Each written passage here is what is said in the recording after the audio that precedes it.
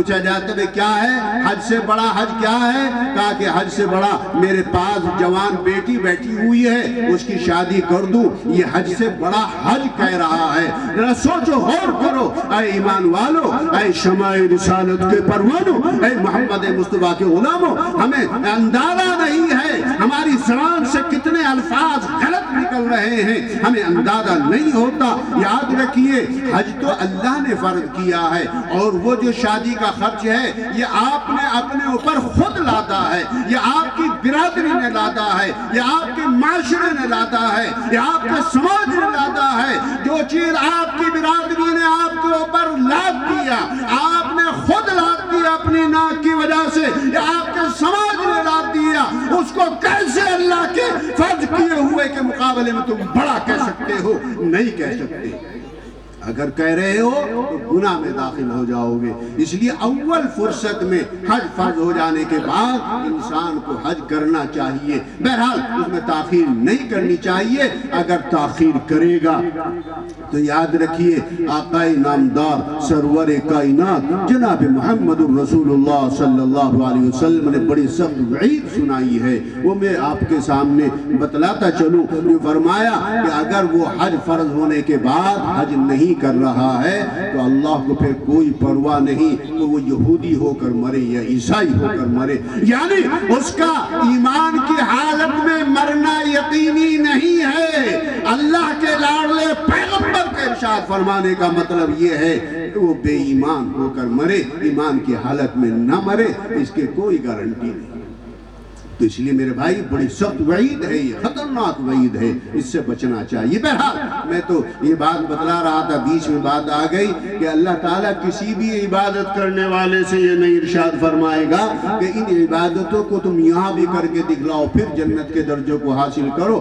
اگر اللہ تبارک و تعالیٰ یہ اعزاز کسی کو عطا فرمائے گا تو صرف اور صرف حافظ قرآن کو اعزاز عطا فرمائے گا۔ حافظ قرآن سے کہا جائے گا اے حافظ قرآن، آج تو ہمارے سامنے کھڑا ہوا ہے، جیسے تو دنیا میں ٹھہر ٹھہر کر قرآن پاک کو پڑھا کرتا تھا، ایسے ٹھہر ٹھہر کر آج بھی پڑھتا چلا جا اور جنت کے درجوں کو حاصل کرتا ہوا جا۔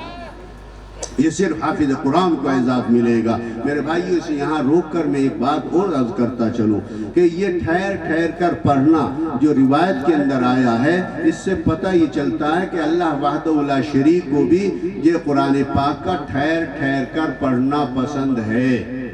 اللہ کو بھی ٹھہر ٹھہر کر پڑھنا پسند ہے۔ اور ہمارے اس علاقے والوں کو کیسا پڑھنا پسند ہے بھائی؟ بتائیے ذرا، ہمارے یہاں کے لوگوں کو کس طرح کا پڑھنا پسند ہے؟ ٹھہر ٹھہر کر پڑھنا یا جلدی جلدی؟ تو بتا تو دو بھائی، بتانے میں کیا حرج ہے؟ جلدی جلدی، دیکھو بتا رہی ادھر سے، جلدی جلدی پڑھنا پسند۔ کیا کہتے ہیں؟ اگر جی بس 20 منٹ لگنے نہیں دیتا، مسجد سے باہر کر دیتا ہے۔ پتہ چلا کہ مسجد کوئی قید خانہ ہے کہ صاحب وہاں سے جلدی باہر ہو گئے۔ اللہ کے بندو اس پر غور کرو ذرا سے۔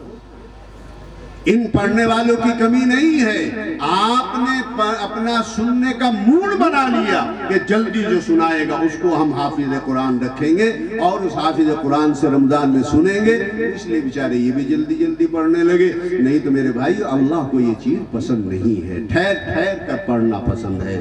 تو ہمیں جلدی نہیں سننا چاہیے۔ کیا کہتے ہیں؟ کیا کہتے ہیں؟ اجی کوئی جب لینے جائیں گے حافظ قرآن، بھائی حافظ قرآن دے دو تراویح سن لیں، اگر جی کوئی حافظ ریل دے دو، کیا کہیں گے؟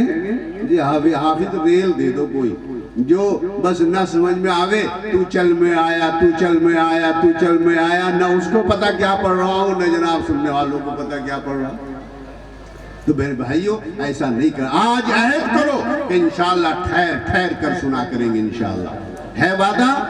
ہاتھ اٹھا کر وعدے کرو ذرا سے انشاءاللہ کہ ٹھہر ٹھہر کر، جب اللہ کو پسند ہے ہمیں بھی ٹھہر ٹھہر کر ہی پسند ہونا چاہیے میرے محترم بزرگوں۔ بہرحال یہ اعزاز میں آپ کو بتلا رہا تھا، اس کا اعزاز معمولی نہیں ہے، بہت بڑا اعزاز۔ آپ سنیے، اس کی وجہ سے اس کے ماں باپ کو بھی کتنا بڑا اعزاز دیا جائے گا، اس کو بھی اس کے سر پر جو تاج باندھا جائے گا، سورج کی روشنی اس کے سامنے مانگ پڑ رہی ہوگی۔ ذرا سوچیے، اتنا بڑا اعزاز حافظ قرآن کے والدین کو عطا کیا جائے گا، اور صرف सिर्फ वालिदैन ही को नहीं बल्कि अल्लाह के लाडले पैगंबर नबी करीम सल्लल्लाहु अलैहि वसल्लम ने इरशाद फरमाया वशफ़ाहु यौमल क़ियामति बिअशरतिन मिन अहलि बैतिही कुल्लुहुम क़द वजबत लहुमुन नार औ कमा क़ाल अलैहिस्सलातु वस्सलाम। हाफिज़ कुरान की सिफारिश उसके खानदान के ऐसे 10 आदमियों के बारे में कबूल की जाएगी जिनके बारे में जहन्नम में जाने का फैसला हो चुका होगा। आप अंदाज़ा यानी वो जहन्नमी होंगे, जहन्नम वाजिब हो चुकी होगी उनके ऊपर। और ऐसे 10 आदमियों को इसको कहा जाएगा तो इनको जहन्नम से निकाल कर जन्नत के अंदर ले जा। मेरे मोहतरम बुजुर्गों, मैं कहा करता हूँ अगर उन्हीं वो जो जा रहे होंगे लेकर ये जा रहा होगा जन्नत में तो वहीं पर कहीं किठौर के लोग भी खड़े हुए होंगे और वो यूँ कहेंगे भाई तुम इनको कहाँ लेकर जा रहे हो कि ये तो मैं जन्नत में लेकर जा रहा हूँ। अरे भाई तो दुनिया में बड़ी बड़ी बदमाशियाँ किया करते थे, इनको ले अल्लाह ने मुझे सिफारिश करने का हक दिया है, मैं इनकी सिफारिश करूं, अल्लाह ने सिफारिश कबूल कर ली, मैं इनको लेकर जन्नत में जा रहा हूं।